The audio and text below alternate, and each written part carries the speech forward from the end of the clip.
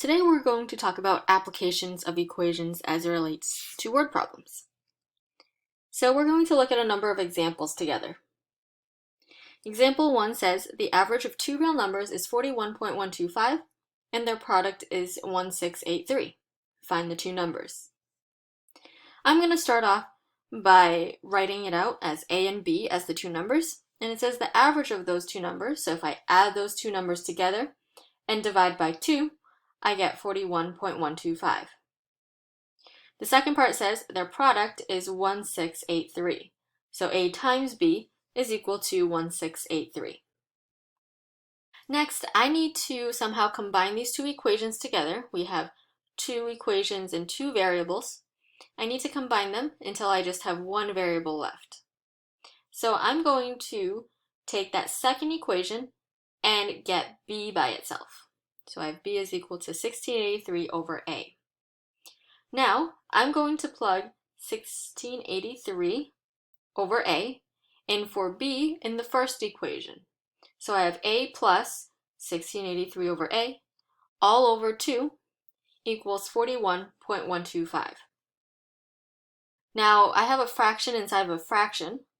I want to do away with as many fractions as I can. So I'm going to multiply both sides by 2.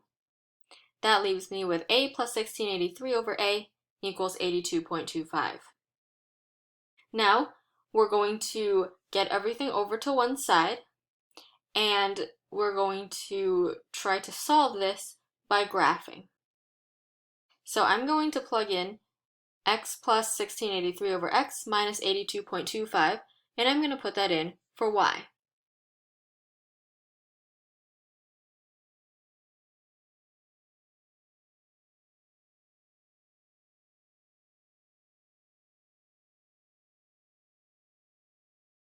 Now, if your calculator is set to the standard window, you might not be able to see where this crosses the x-axis.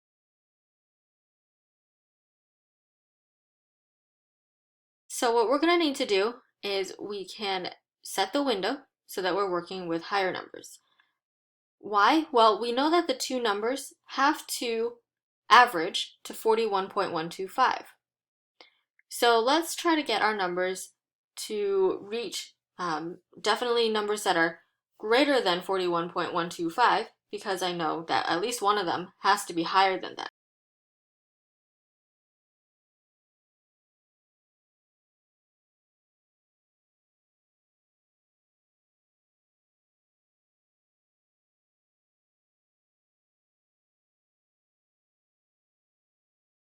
Now that we have an idea of around where we want to be, we probably want to zoom in until we can see very clearly the one or two places where this crosses the x-axis.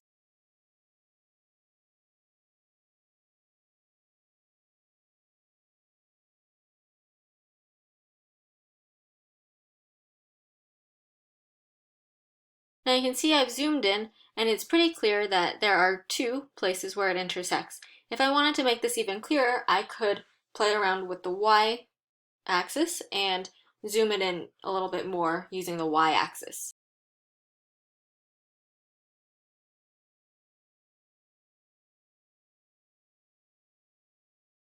All right, great. So now we can go ahead and solve for those places where it crosses the x-axis.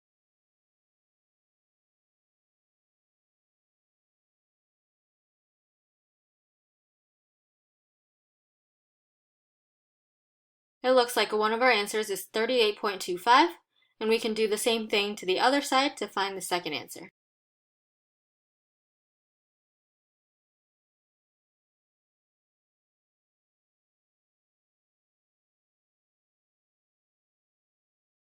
It looks like our second answer is equal to 44. So those are the two answers here, 44 and 38.25. Now, if you were to go ahead and put this in, you would find that 1683 divided by 44 gives you that B is equal to 38.25, and if you did 1683 divided by 38.25, you'd find that B is equal to 44. So those two numbers, whether it's A or B, it doesn't really matter. You're just finding what the two numbers are. You can double check and make sure. 44 and 38.25 in fact average to 41.125, and when you multiply them, you get 1683. Let's look at another example. A rectangle is twice as wide as it is high. If it has an area of 24.5 square inches, what are its dimensions? Let's start off by writing down the information that's given to us using W and H for the width and the height. So it says a rectangle is twice as wide as it is high. That means the width should be 2 times the height. Okay, and the second thing we know is that the area of the rectangle is 24.5 square inches. Now the width times the height will give us the area, so width times height equals 24.5. Now for this problem, we actually already have one of those equations with one of the variables by itself. So I'm going to take advantage of that. So starting with W times H equals 24.5, I'm going to substitute the W, the width, to be equal to 2 times H. So 2H times H equals 24.5. Multiplying that, we have 2H squared equals 24.5. And now we can solve this by taking the square root of both sides. I'm going to first start off by dividing both sides by 2 and getting the H squared by itself. That leaves me with H squared equals 12.25. And we take the square root of both sides. And now I have H is equal to plus or minus the square root of 12.25, which is equal to plus or minus 3.5. Now in this case, because we're working within the context of a word problem, H is the height, so we know that this can't be negative. So H has to be positive 3.5. Now we still need to find the other dimension. So we have the height, we still need to know what the width is. Now we know the width is 2 times the height, and if the height is 3.5, we simply do 2 times 3.5, and we get 7. So the rectangle that we're working with has a width of 7 and a height of 3.5. Let's look at example 3. A rectangular box with a square base and no top is to have a volume of 30,000 centimeters cubed. If the surface area of the box is 6,000 centimeters squared, what are the dimensions of the box? Alright, so let's start off with some information that we have. So we're told that this box is to have a volume of 30,000 centimeters cubed. That means S times H has to equal 30,000. Next, we know that the surface area of the box is 6,000 centimeters squared. So that means if we take each rectangular surface on each side of the box, so that's S times H, we have 4 of them, so 4SH. Now we know that this box has no top, so we just need to include the area of the bottom of the box. That would be S squared. So the surface area of this box is S squared plus 4S times H, and that's equal to 6,000. All right. So now we can do the same thing we did before, get one of those variables by itself. In this case, it looks like it's probably easiest to get the H by itself in the first equation. All we have to do is divide both sides by S squared. After doing that, we can substitute that into the second equation. So we have S squared plus 4S times 30,000 over S squared equals 6,000. Multiplying that, we have S squared plus 120,000 over S equals 6,000. And now to solve something like this, we're going to need to graph it. So let's bring out the calculator and let's move everything over to one side. And we're going to plug in x squared plus 120,000 over x minus 6,000.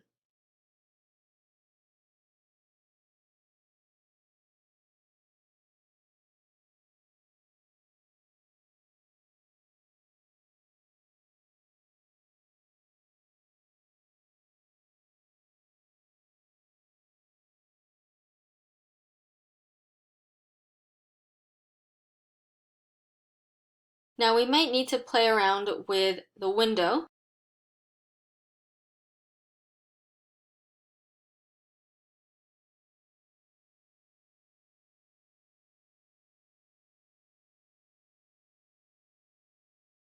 Now we can see here two places where it crosses. So we're going to go ahead and calculate those intercepts.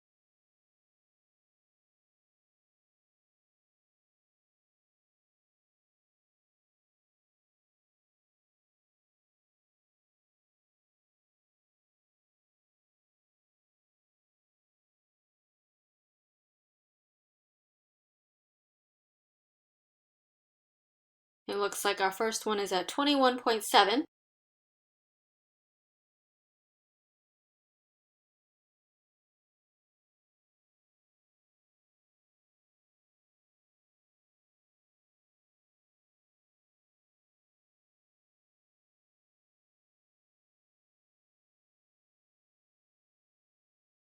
And it looks like our second one is at around 64.29. Now, those are our values of S.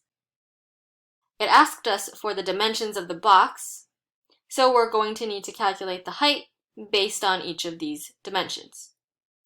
So in the case of S being about 21.7, we plug that in.